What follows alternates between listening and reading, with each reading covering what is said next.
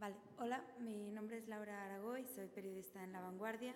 Entonces, esta es una investigación que realicé en el marco del trabajo de final de máster del Máster de Periodismo de Investigación, Datos y Visualización que imparte la Universidad Rey Juan Carlos junto con El Mundo, y que finalmente se publicó. El periodo de la investigación fue de diciembre de 2014 a abril-mayo de 2015, y se publicó finalmente en El Mundo, en la sección de Cataluña, en agosto de 2015.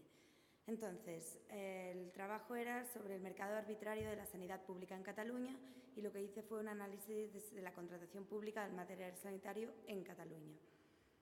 Entonces, la hipótesis inicial que me planteé era que realmente había unas pocas empresas que se llevaban la mayor parte de la contratación, ¿no? Y ese era el punto de partida. Pero lo que tuve que hacer al principio fue como empezar a delimitar, ¿no? Porque primero quería hacer la contratación sin especificar nada. También era mi primer trabajo con datos y iba un poco perdida. Pero luego lo centré en el ámbito de la sanidad. Y al final, al ser una competencia descentralizada, era una locura, porque al final era un trabajo que estaba yo haciendo sola y durante 5 meses, y analizar muchas entidades era imposible. Por lo tanto, me centré en Cataluña y centré que los datos tenían que ser por un periodo mínimo de 7 años. ¿Por qué? Porque había muchos contratos en la sanidad que eran, por ejemplo, contratación de suturas o de gasas, y era por 2 años. Por lo tanto, con periodos tan largos, con contratos tan largos, o tenías un periodo de tiempo muy largo o era imposible analizarlo. Entonces, eso fue lo que determinamos como que era el periodo mínimo.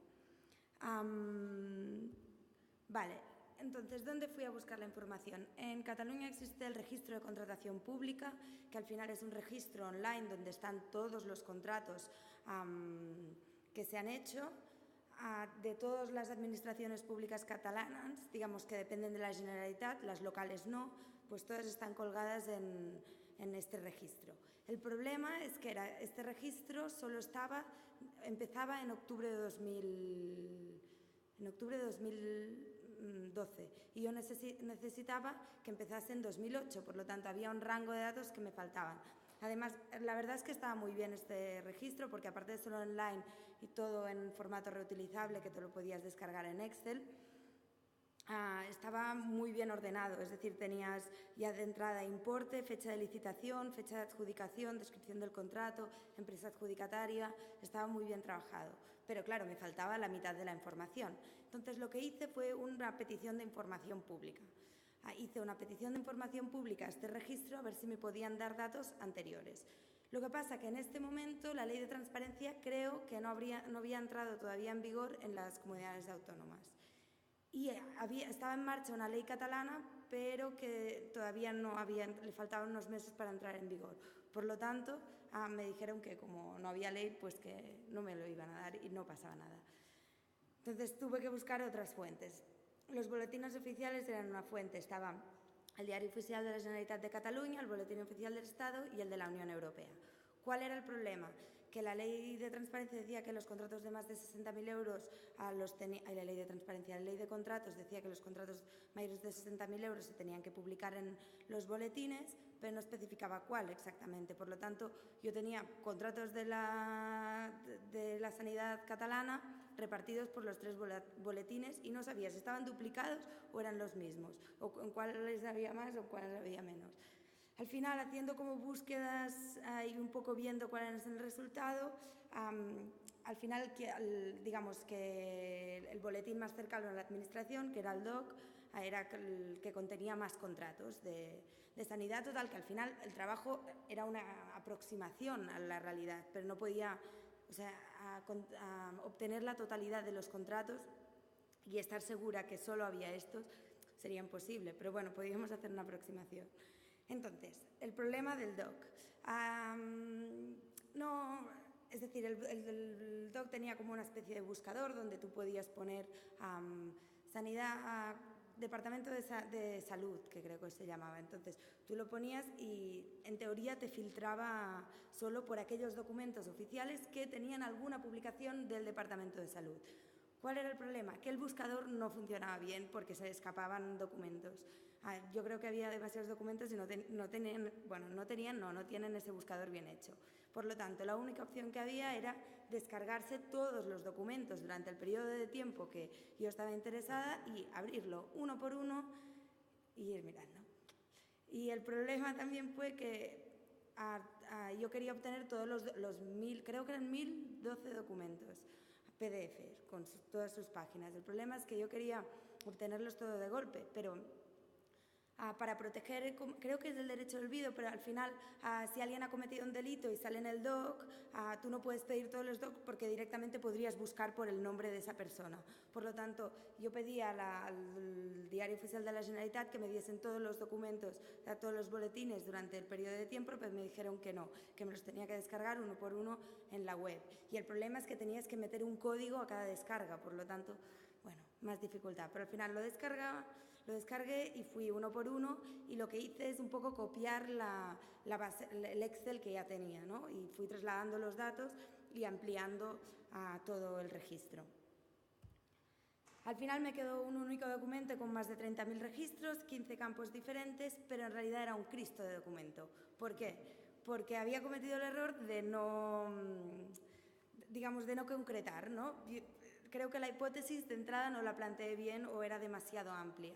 Por lo tanto, claro, tú no puedes comparar gasas con vacunas, ni puedes comparar suministros energéticos con material quirúrgico o con máquinas de material quirúrgico. Entonces, no podía yo sola coger toda esa información y al final estabas comparando cosas porque tienen precios diferentes, intervienen agentes diferentes,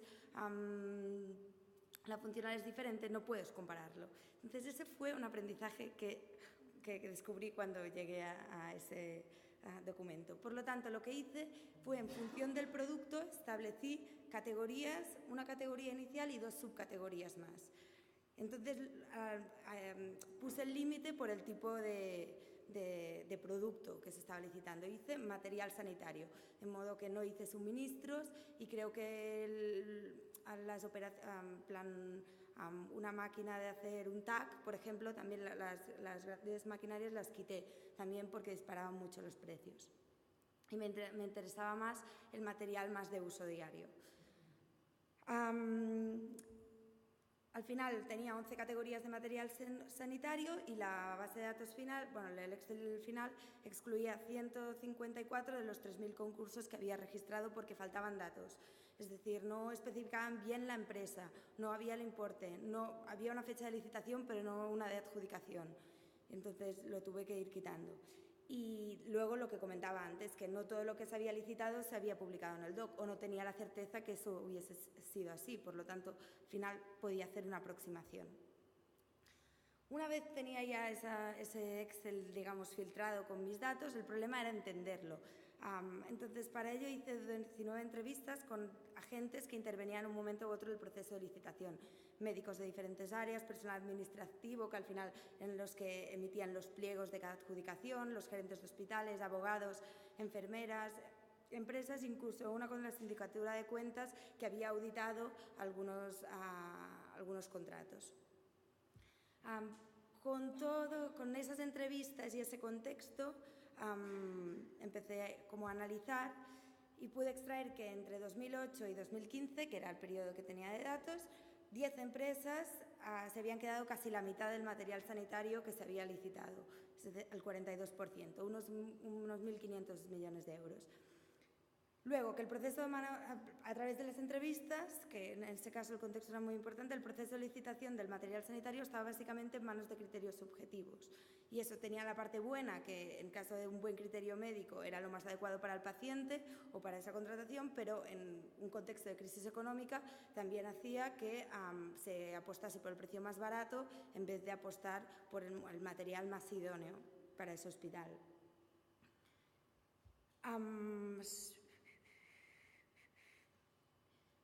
Entonces, Entonces, al final, claro, luego estaba como la parte, cómo comento esto sin contarle al lector que ese tostonazo, ¿no? En plan, a través de una historia.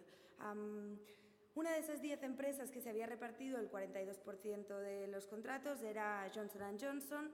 Además, justamente Johnson & Johnson le había saltado el caso porque habían vendido a la sanidad catalana unas prótesis que estaban en mal estado.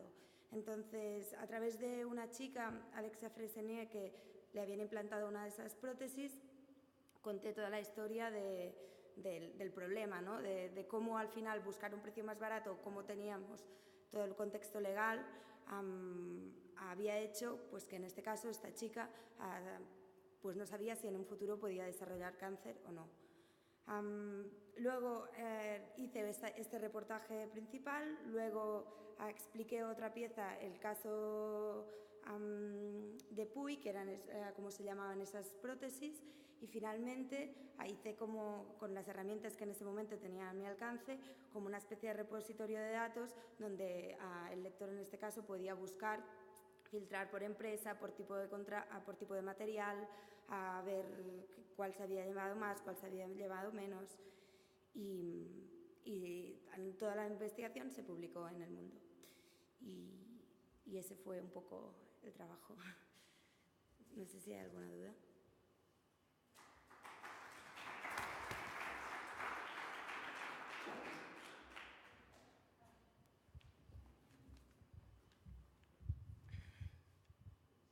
Supongo que estaba excluido todo el tema de farmacia.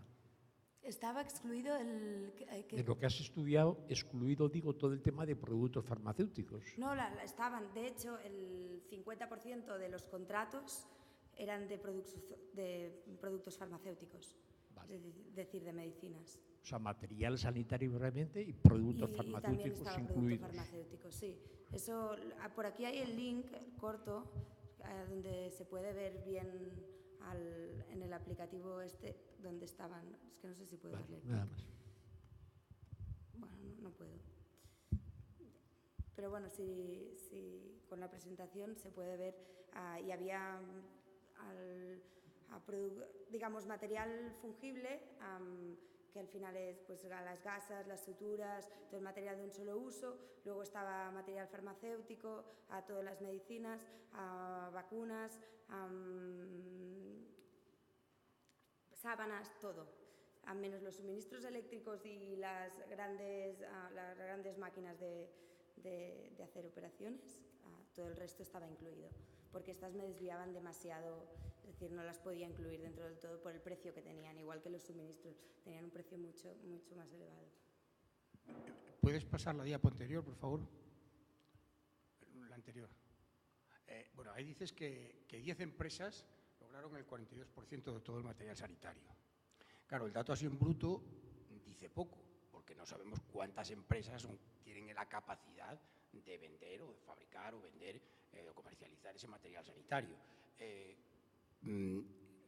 ¿Tienes algún dato sobre eso? Porque creo que es interesante, ¿no? La parte del análisis de los datos, ¿no? Después, posterior a todo el trabajo cuantitativo, toda esta parte cualitativa de decir, bueno, esto corresponde a un abuso de cualquier tipo o no. Es que la realidad es así porque no hay otra posibilidad.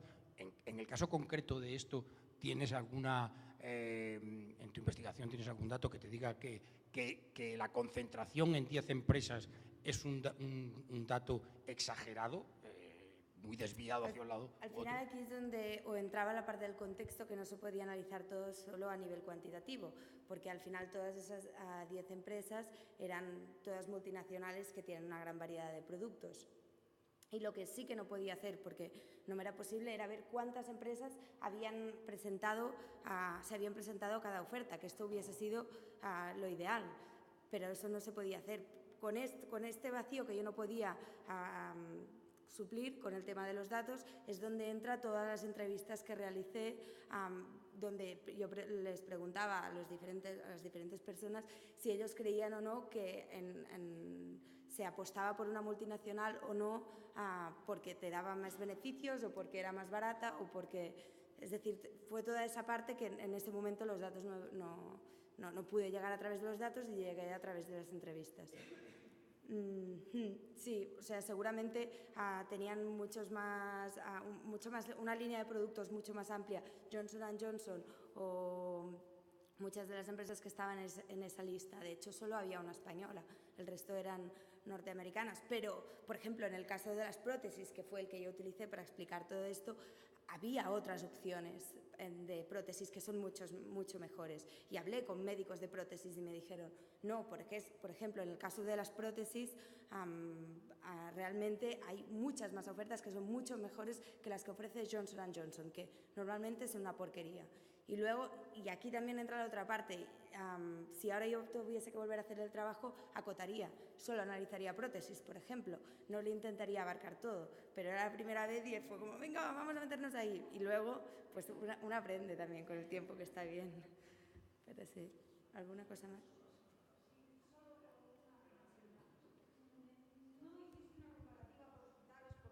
O algo así, de gastos, ni nada de eso, ¿no? No hice, aunque, mira, también hubiese estado bien. En ese momento solo analicé a través del producto, pero es verdad que tenía la entidad que hacía la adjudicación, o sea, que lanzaba el pliego.